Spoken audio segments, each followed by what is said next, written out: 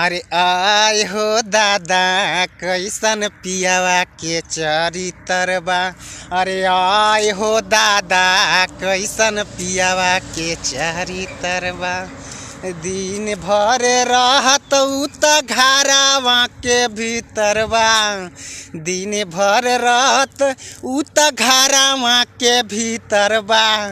आय हो दादा कैसन पियावा के चरित्र बा। आय हो दादा कैसन पियावा के चरित्र बा। सुतहु न देला उ त रात भर जगावेला। सुतहु न देला उ त रात भर जगावेला।